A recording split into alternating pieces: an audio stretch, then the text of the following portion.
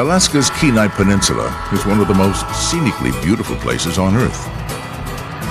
From verdant forests that hug miles and miles of coastline to glacier-capped peaks, the Kenai Peninsula offers a wide variety of adventures for the traveler. It is said that it would take more than a lifetime to see all of Alaska. The Kenai is a good place to start. And the Alaska Railroad is a great introduction to it.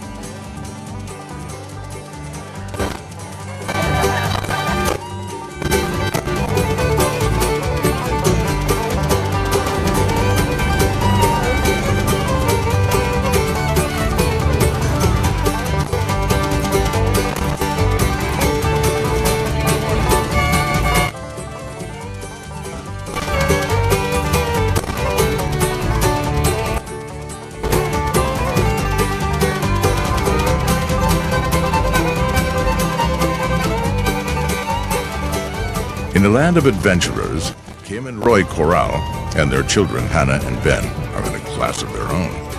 Together they have braved some of Alaska's remotest wilderness. Alaskans call their state the last frontier.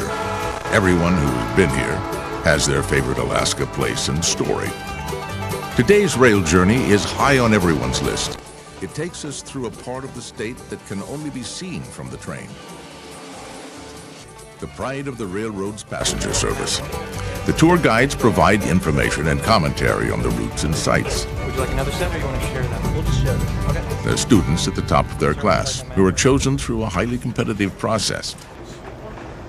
We're now crossing over O'Malley Road. If you look up to the left, up this hill, like the hills in the distance, the tour guides are filled with nuggets of Alaskan gold. The route from Anchorage to Seward is strewn with Alaskan history. But when these homes were built about 20 to 25 years ago, the backyard airstrip was still a very common thing in the city of Anchorage. The communities established keep their airplanes in their house. Only accessible by aircraft. Because they To don't get have, around Alaska, become a flying estate. it's like a garage. One in They every get 58 Alaskans fly right out of their One in yard. every 58 Alaskans owning a small aircraft. That's the highest rate of the by far.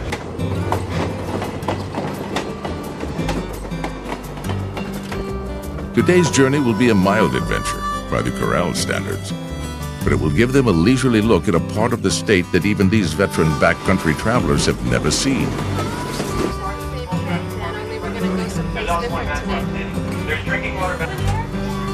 One of the exciting things about Alaska is the variety of wildlife that can be viewed almost anywhere. Doll sheep are commonly seen along the rail and highways just outside Anchorage. These playful animals feed on the hillsides and can easily negotiate seemingly vertical cliffs and rocky slopes. The engineer will routinely slow or even stop the train when the sheep are close enough to get a good view. The rails skirt the shore of Turnagain Arm. It was named in 1778 by the British explorer Captain James Cook, whose ships had to turn again and turn again to avoid the mudflats. Sea life can often be seen from the train, and a view of a soaring bald eagle is always exciting. Right there. The tide. Did you see the tide rushing through that? It's kind of pretty. Turnagain Arm has the world's second highest tidal range. It can vary 30 feet from low to high tide and moves extremely swiftly. When the conditions are right, a boar tide may be seen. It occurs when the rising water backs up behind a shallow, narrow channel. The resulting wave can be up to 6 feet high.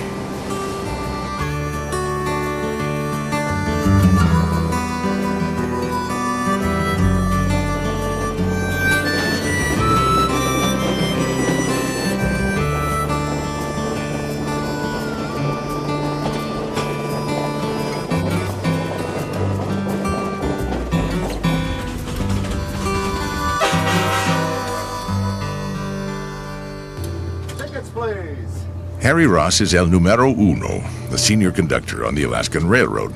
He can choose any run. He chooses this one. When I was about 20 years old, I wanted to do something in transportation, and I applied for a job at the airlines and at the Alaska Railroad, and I got a chance to come to the railroad before I got to fly, so I've been here for 30 years now.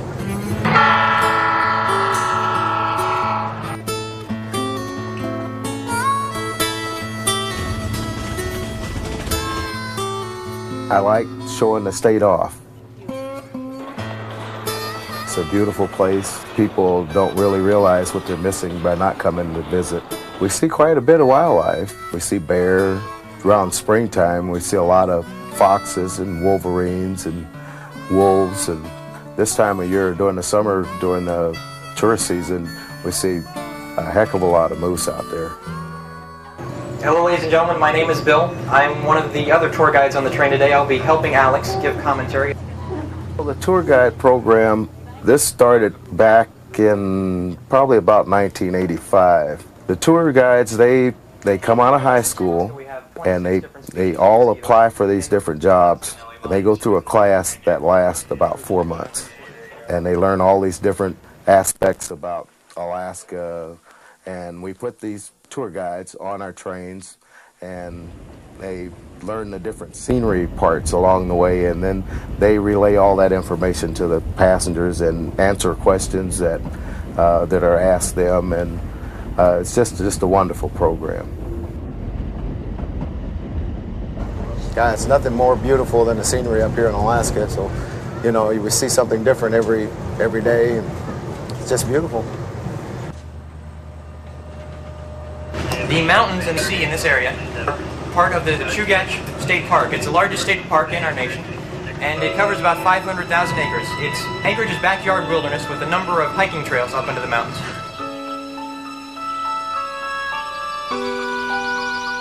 Alaska's majestic scenery and the lure of its opportunities has changed the course of many lives. Among them, mountaineer Art Davidson. I guess it was just dumb luck that brought me to Alaska. I was going to start a job down near Vancouver, Washington, fishing for salmon, and the job fell through, and I had my mountain climbing stuff with me, and I figured I'd hitchhike a few miles and get a job and climb some mountains, and one of the first people that picked me up was coming up to Alaska. So when you're standing by a road and somebody offers you a 2,000-mile ride, it's hard to pass up.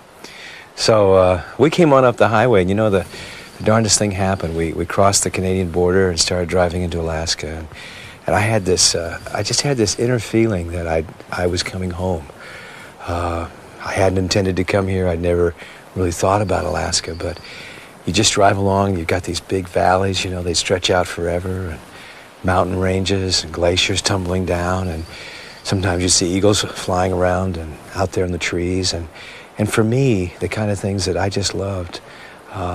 This was just like coming home.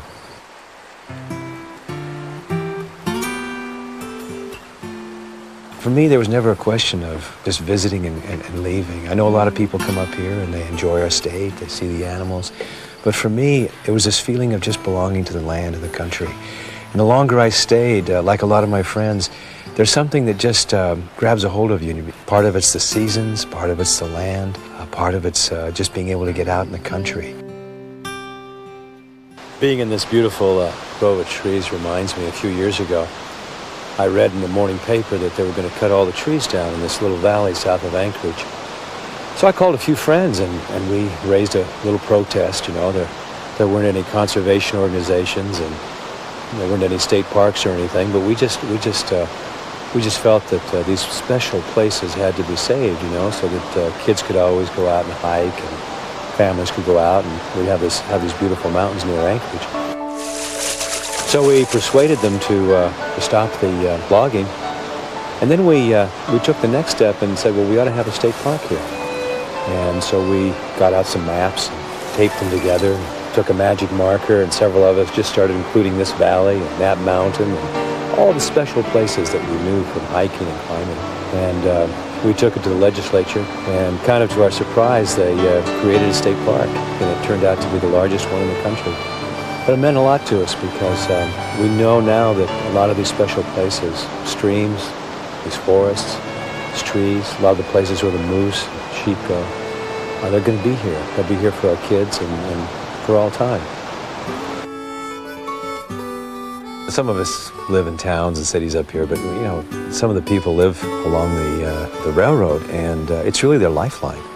You know, it's their only way to get in and out of their cabins or their homes. Sometimes they'll have, you know, their groceries dropped off beside the road, or they'll go out and flag down the train, and the train will stop for them. I think it's probably the way the trains were across the country 50, 60, 100 years ago. So I've got some friends up north by Denali. I mean, the train is their daily way of life. They couldn't live without it.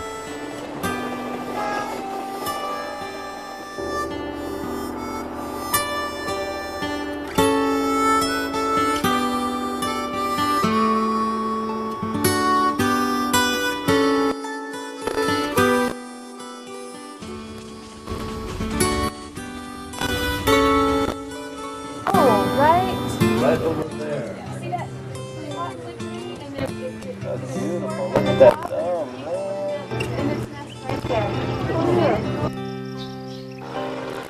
Flying is a way of life for many of Alaska's human inhabitants. A World War II aviator, Alaska's bushrat governor, Jay Hammond, is a character of legendary magnitude. When I first came up here, it was a land of untrammeled wilderness. There were 70,000 people in the state, 32,000 in Anchorage. I thought it was a little crowded, but not too bad. Now, with 600,000, it seems teeming. But back then, if you wanted to become a bush pilot, you became a bush pilot. You wanted to be a commercial fisherman, you took up commercial fishing. If you wanted to be a guide, you could work toward that. Now, while those doors aren't completely closed, they're much more difficult to enter.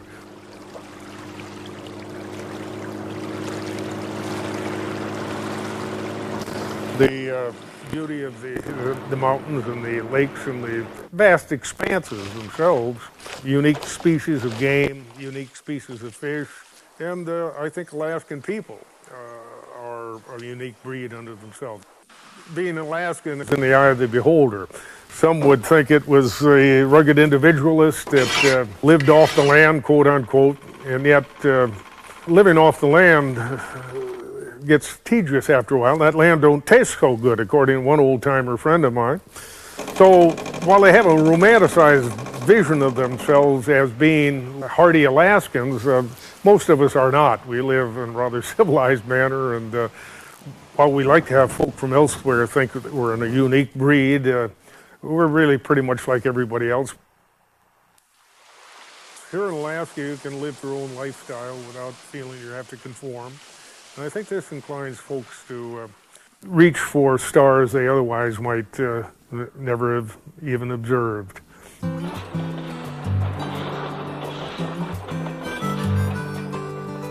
Girdwood, on the slope of Mount Alyeska, was originally a mining town.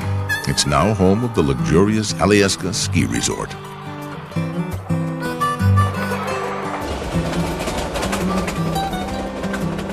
See the engine up there?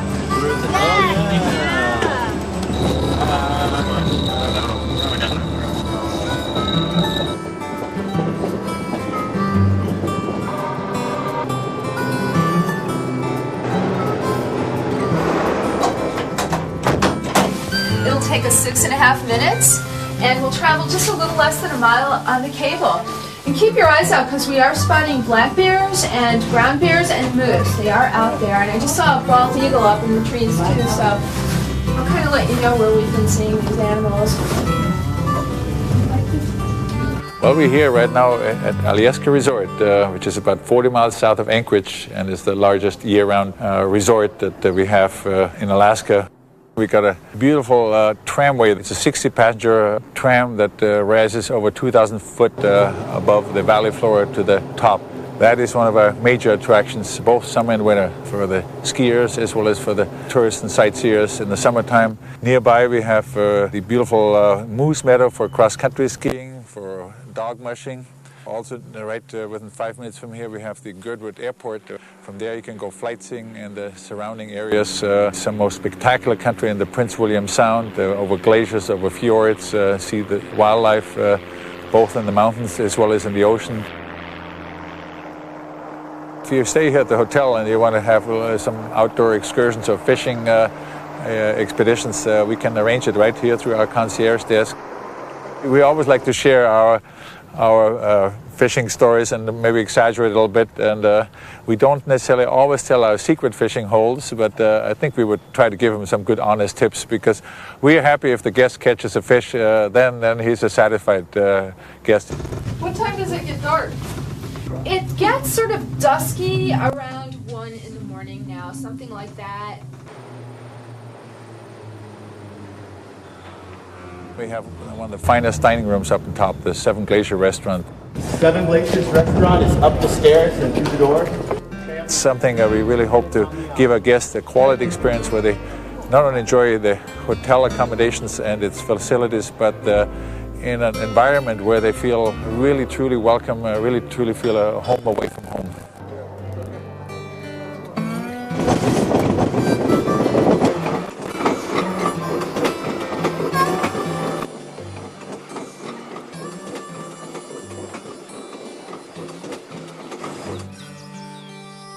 Crow Creek Mine is a place frozen in time. It's preserved by its owners as a slice of life of Alaska's early gold miners. The thrill of discovering a little color in the bottom of the pan awaits the visitor who is willing to spend some time hand-washing a few pounds of gravel in Crow Creek's icy waters. Sean Toohey has lived and worked here with his family since he was a child. Group of kids you are. Everybody is going to pan this dirt, find the gold, and put it in your bottle. Panning, here we go. Put your gravel in your pan. Not here, sorry. When you get up to the panning shed, put your gravel in your pan, add your pan to the water, and shake it. The first thing that happens is it's all muddy water. That's good. You want to pour the mud out. Take in clean water and shake it. Repeat this process quite a few times. What you're doing is washing your gravel.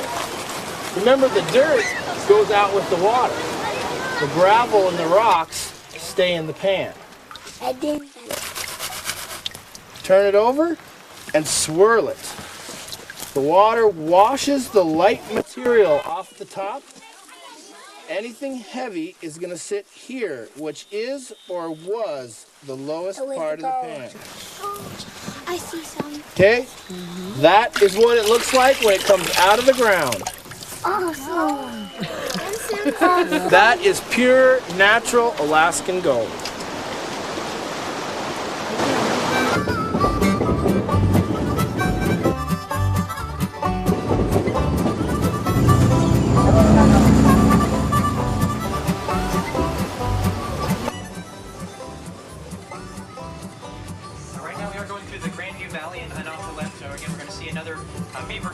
Beaver Lodge and the Beaver Pond, so you want to keep an eye out for that. There is lots of beaver activity in this area. They do feed on the wood, the willow and the alder and the birch trees.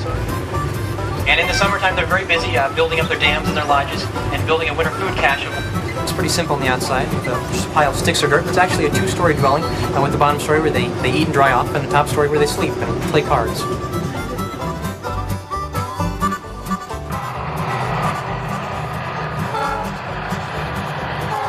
Look at the glaciers hanging up there. Oh, wow, look at that. The key Kenai Mountains are nature's living sculpture garden.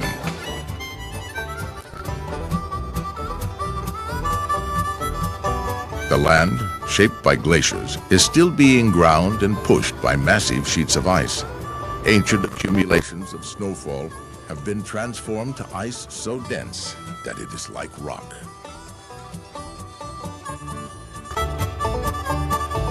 Moose Pass is home to around 200 people and many more moose.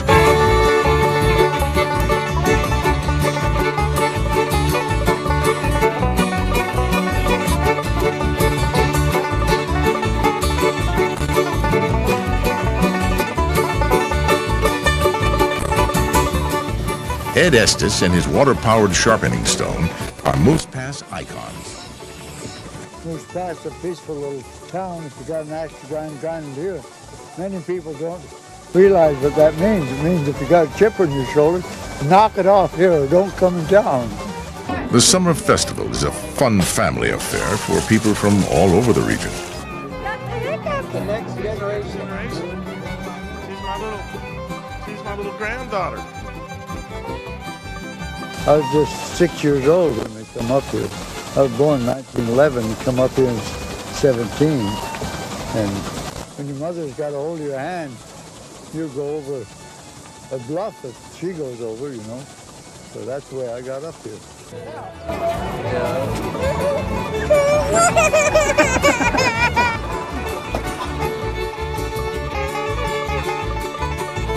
Now, it's considered sourdough now. It's genuine sourdough. You know what a sourdough is? The sourdough is a guy that's sour on the country and can't make dough enough to get the hell out.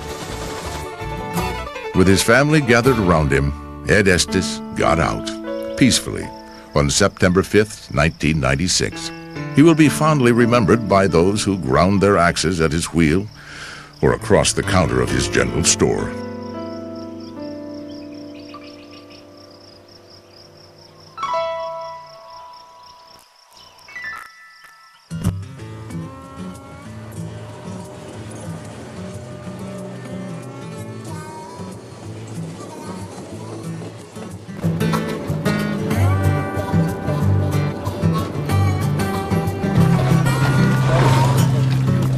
There are many desirable destinations in summertime Alaska that are only accessible by float plane.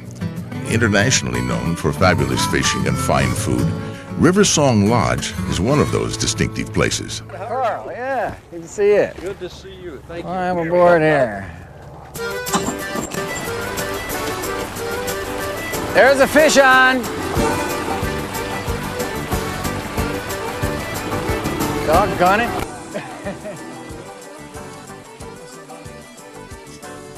My wife Kirsten and I worked at the Alaska Native Medical Center. She's trained as an ICU nurse, and I'm an audiologist. And we had very busy jobs there, and we found we didn't have any time together. We worked long hours, and I know a lot of people feel that way, don't have much time for themselves. So we had also a small rafting and fishing business that we did on the weekends. It was our real passion, to be out of doors. So we bought a small homesteaded cabin at the mouth of Lake Creek here, and naively opened up our doors to take people fishing and rafting. And doing that, making that bold move from the city to a rural area, allowed us each to pursue our avocations as well and turn it into a different lifestyle and a living. Very good. Some people call this place romantic river song, and I think our lifestyle does have a certain romance to it. Every day is different. Every day brings unique challenges. The seasons certainly bring unique situations for us. We have weather that is as cold as 65 below zero here in the wintertime. We have to be self-sufficient. For her imaginative preparation of Alaska's regional cuisine, Kirsten is world-renowned. Kirsten was able to pursue a culinary interest, and she's mostly self-trained. She spent some time in Cambridge Culinary Institute, and she found her way to study in France. And I had always been interested in doing remote river float trips, whitewater adventures. It was the perfect blending. Welcome to the River Song Lodge kitchen. As you can see, we're busy preparing for a salmon barbecue this afternoon. At the River Song kitchen, we prepare everything fresh here, and mostly our herbs and spices are gathered from our garden. This is a wild Alaska rose called a Nootka rose that grows all over in the woods here. We use these wild roses this time of year for salad garnish. The petals also have a lovely almond flavor to them that we use in cookies and soups, etc. This is lemon thyme, which is really a lovely herb for fish. Fish obviously is a big item in our kitchen, and we're grilling red salmon today. I don't want to start looking like these guys. I'm not quite sure what is this. That's compound butter. It's just herbs and butter. That's what we call it. So what Alaska has to offer really is its wildness and its pristine beauty. And I really hope that anyone traveling to Alaska has the opportunity to see the true nature of Alaska and the true nature of how Alaskans live.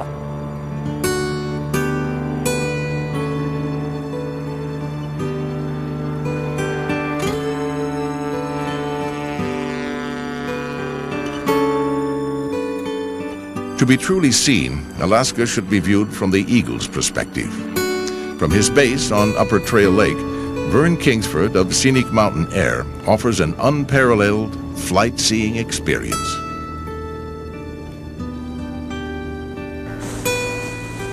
The very optimum situation where a person could just really experience Alaska is to get in one of my small float planes here or one of my planes down in Seward and fly and become part of Alaska.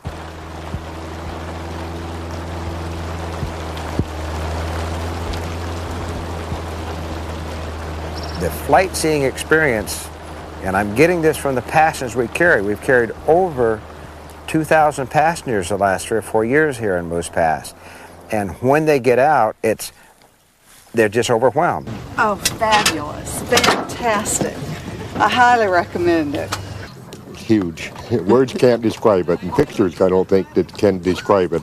You have to come here in person and see it. We saw mountain goats, we saw glaciers, we saw ice fields, places where there are no footprints ever. The Harding Ice Field is the crown of the Kenai Fjords National Park.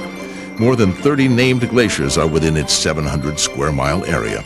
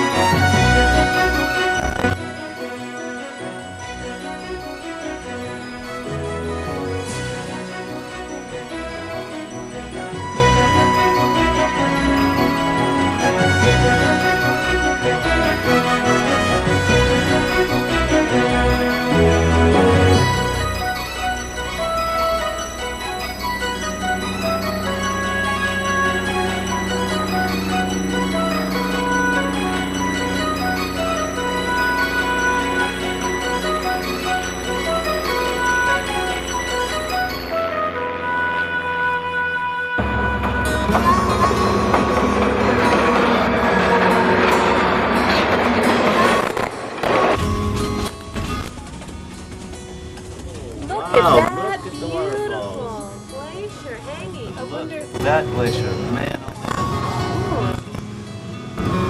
Right. We'll have to look can do skiing back here.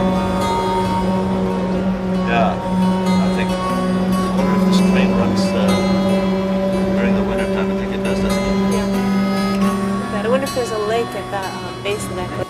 There he goes. Thanks, Bye-bye. Mike, Give me a call, Roy. Nice seeing you again. good to see you again. Yeah, It's great. really. Okay, we got everybody.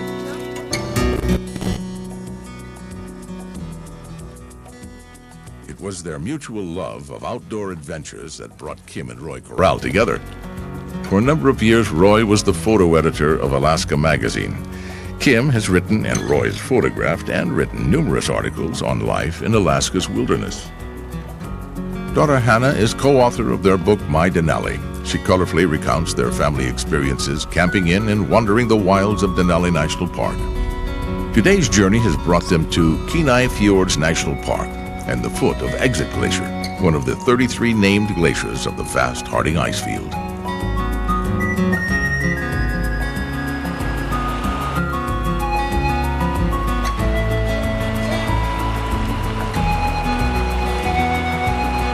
We often heard that once you have kids, it's going to stop. It's all going to change. And we thought, we love getting out into Alaska's backcountry, and we just decided that even if we have to go at half the pace or a quarter of the pace, we're going to get out there and keep doing the things we love doing and share it with our kids. And I don't think we've ever had a time where we said, we're going to leave the kids behind. We've always dragged them along, whether they liked it or not.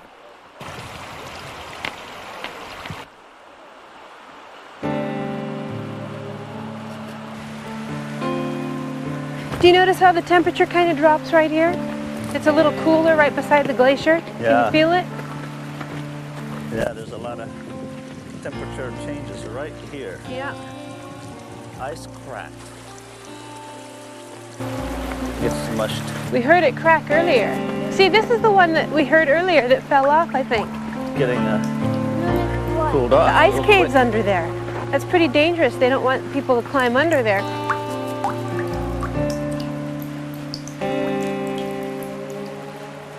The wilderness is a classroom where we learn a lot of things about the cycle of life and about our relationship to that cycle, our relationship to each other. And I hope that, you know, after our kids grow up, wherever they go, whatever they do in life, they'll be able to look back and realize that, you know, they have a strong sense of who they are, and that foundation was built both at home and in the wild, where we spend so much of our time. Stay with Mom. You can lead. Let's see. You can walk right up on that hill. Okay.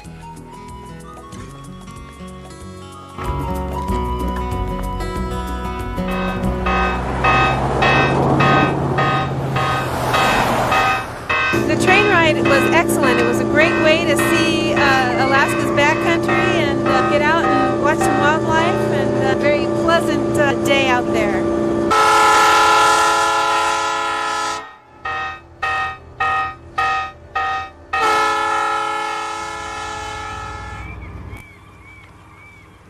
Historian and local museum curator Lee Poleski conducts entertaining and fact-filled walking tours of Seward. One thing I like about Seward is they leave you alone if you want to be left alone. If you want to join in, they welcome you in. You can pretty well lead the life you want to lead. I came here in August of 1964 to see what it was like, and enjoyed the town, liked the town.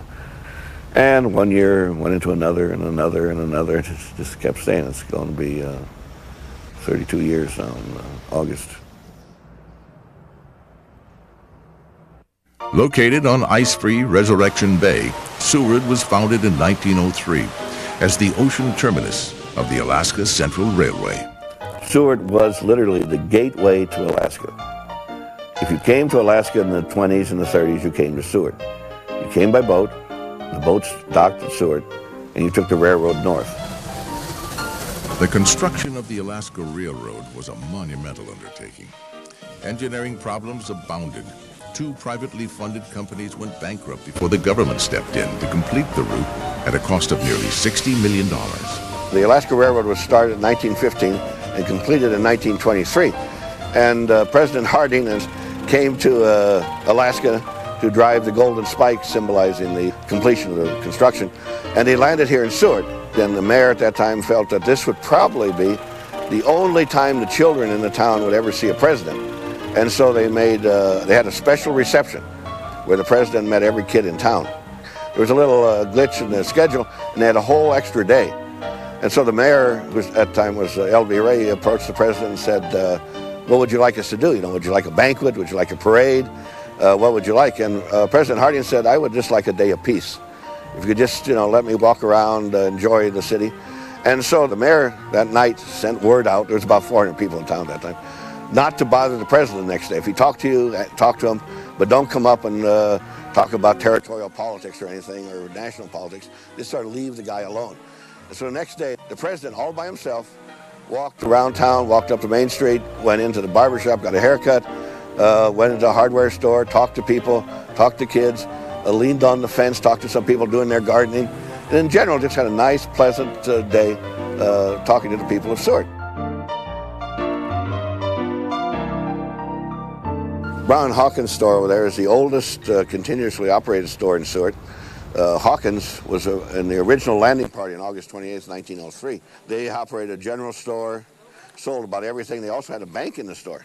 You can still see the old vault back there. Not only is it the oldest continuously operated store in Seward, it's been in the same family. Hawkins, after he died, his daughter took over, and now his grandson operates the store. Never have enough tank tops and shorts. Hugh and Iris Darling currently operate the historic store. As far as we know, Brown and Hawkins is the oldest family-owned business in the state. In 1989, it became necessary for someone else to come up and run it in the family, and we were the only two that were at a point in our lives we could make a career change, and we decided, well, it'll be an adventure. So here we are, adventuring. This is my first time in a small town, and I just wonder why I waste so much time in the big cities all my life. It's just great. I love it. Alaskans are different than any place else that you've ever been. They do have a distinct character about them. There's no pretentiousness up here. You don't keep up with the Joneses. Their status symbols are not a new Mercedes or something like that. It's a freezer full of meat and plenty of salmon. It doesn't really matter who you are or what you've got. It's the quality of person that you are. They're just good, genuine people that are just nice to be around. You've seen so many of them. Of course, the summers are just spectacular. You get about 22, 23 hours of sunshine, and it's just a fun, invigorating place to be. I just can't think of any place better to be, really.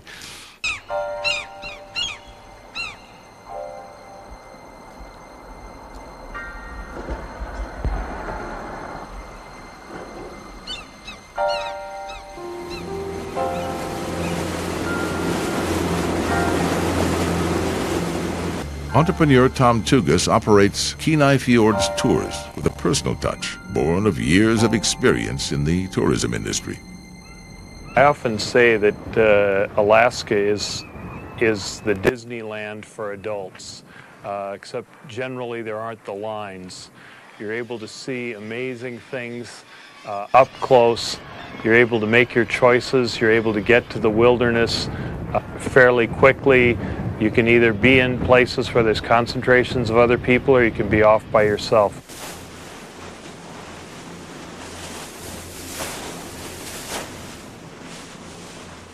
Rockwell Kent, the celebrated American artist and illustrator of such diverse literary classics as Melville's Moby Dick and Voltaire's Candide, was himself a pretty fair writer.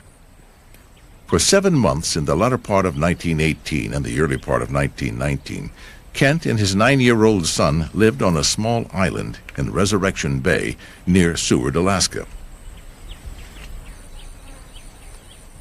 Kent kept a journal of his days on Fox Island. Alaska is a fairyland in the magic beauty of its mountains and waters. The virgin freshness of this wilderness and its utter isolation are a constant source of inspiration. Remote and free from contact with man, our life is simplicity itself. We work hard with back and hands felling great trees. We row across 13 miles of treacherous water to the nearest town and the dangers of that trip. And the days and nights and weeks and months alone with my son, during which time I have learned to see his wonder world and know his heart. Such things are to me the glory of Alaska.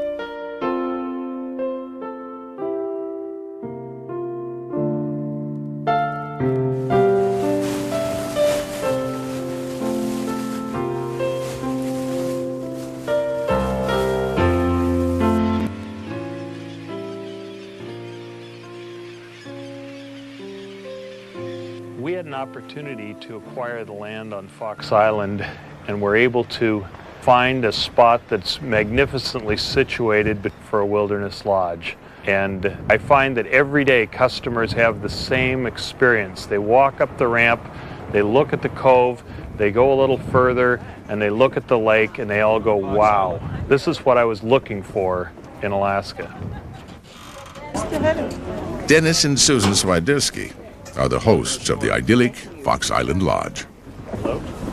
Hello. Their experience here has been transformational for them and for their children. So many people that pass through on these cruises inquire as to how it was possible to do what we're doing and would give anything to do something like that. I think people perceive it as unique. I certainly do. I came out here a practicing attorney, and I've gone through various phases, which is kind of commonplace in Alaska. We're pretty adventuresome people, and the idea of living on an island sounded good to us and our family. We enjoy people. We love talking with them and finding out where they're from and where they've traveled. And meal? A good day? Yeah. Hot tea? Lemonade? There you go. There's one. Yeah. Okay. Okay. Real good. Let's see how Jonah's doing. It's a unique opportunity for the boys. I think they recognize that in part. It's a paradise, truly, for them. We don't have television on the island, and our children haven't had television for 6 years in the summer. It's wonderful for them to be away from that, and they are so imaginative, and they're outside all the time. To see my boys playing and interacting with each other and the sea, instead of playing mechanical games or something, they're out throwing rocks endlessly or discovering new starfish. Or we have little kayaks for them here on the beach, and they each go out and kayak. They have responsibilities and unlimited opportunities to explore and just be kids. So. Life on the island has given not only the boys the freedom to explore and create, their mother's muse has been resurrected. Living on the island has certainly provided Susan with tremendous incentive to paint. That's been on hold during the birth and early development of our children. I stopped painting for about 9 years, and I think having these years where I had to put it aside has really helped me, because I'm a different person. I've grown. We've had wonderful experiences. And when I started painting this winter, it came very easily. And my paintings were richer than they'd been before, had more depth. This whole island experience, and Rockwell, Kent, having been here, I've really enjoyed that. It's spurred me on, I think. Kent wrote of his impetus. Every day and almost all the day, I painted in frantic haste to catch a portion of the passing glory, painted in worship of the infinite beauty. Express myself, what sacrilege! Who talks when God is speaking?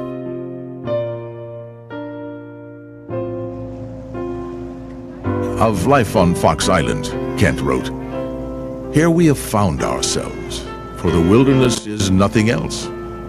It is a kind of living mirror that gives back as its own all and only all that the imagination of a man brings to it."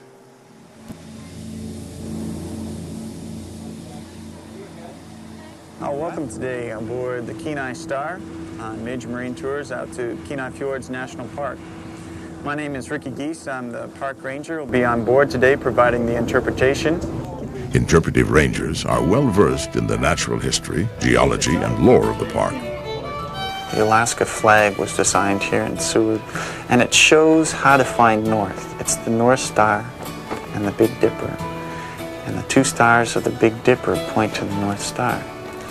And the personality of Alaska in this lands of extremes is you have to know where you are outside, and always be aware of the conditions.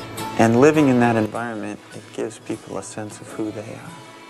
When you meet Alaskans, you definitely know where they stand. They'll tell you up front that if a person extends a hand out in a warm handshake, it means that they're happy to see you. A calving tidewater glacier can shed sections of ice the size of a skyscraper, causing dangerous waves.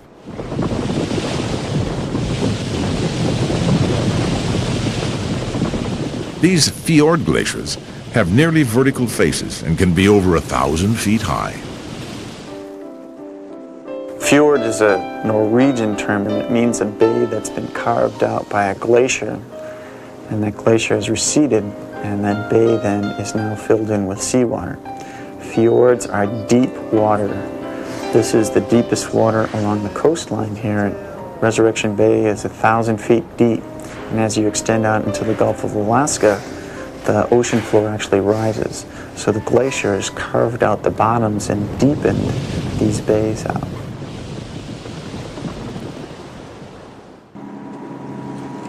If you want to see the little growler, head on back to them. But they call them growlers.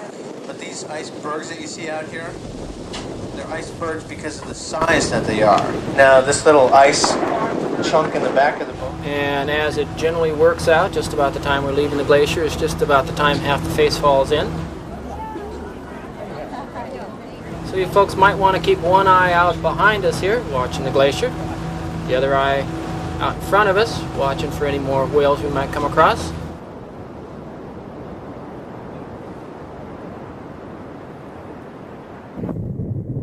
At 5:36 p.m. on Good Friday, March 27, 1964, Alaska was hit with the largest seismic event in North America's recorded history.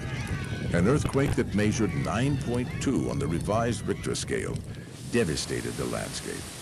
Massive tidal waves washed over the ruined land. Seward and the Kenai Peninsula were particularly hard hit.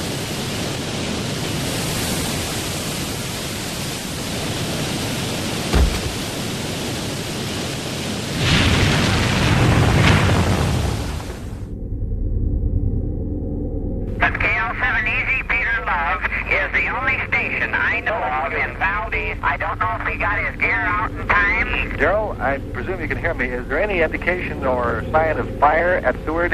We received this report through the city manager here in Anchorage that both the oil tanks and docks are on fire at Seward. When the ground quit shaking, Seward's real trouble began. The oil tanks along the waterfront blew up and were burning. Waves from the bay washed over the railroad dock. 40 rail cars of oil caught fire and exploded. Fiery oil covered the bay.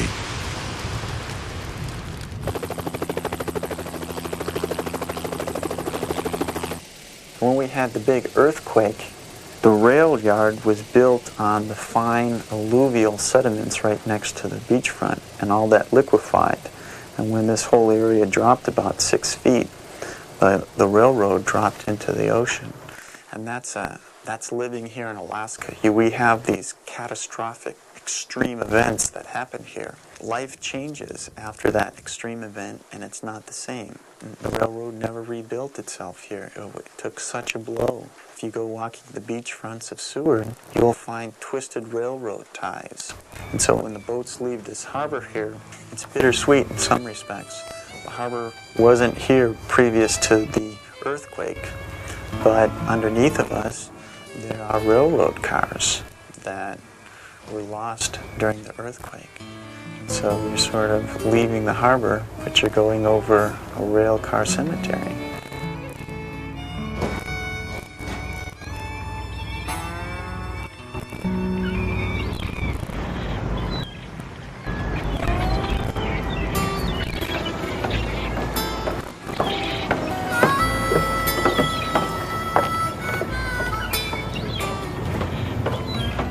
I really love fishing.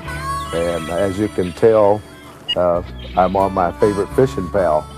The Alaskan thing is, especially during the summertime, is get out there and catch them while you can, you know, and this is what I got, to catch them when I can.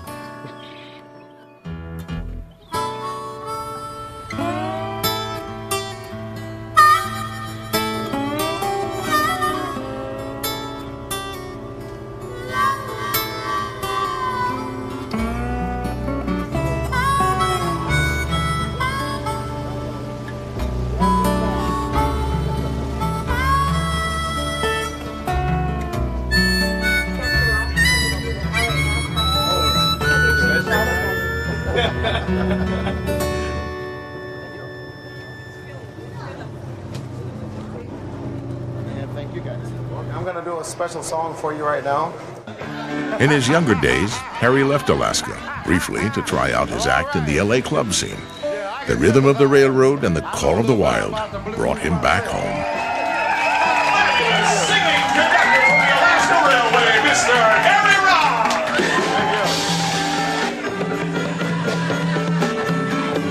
I really love what I'm doing. I enjoy people, as you can tell from singing in the different nightclubs and working on the passenger train, and I'm a people person.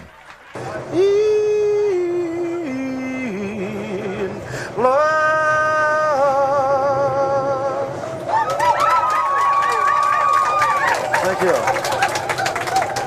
One thing, you got to get on Alaska Railroad with Harry Ross. You know, that's number one.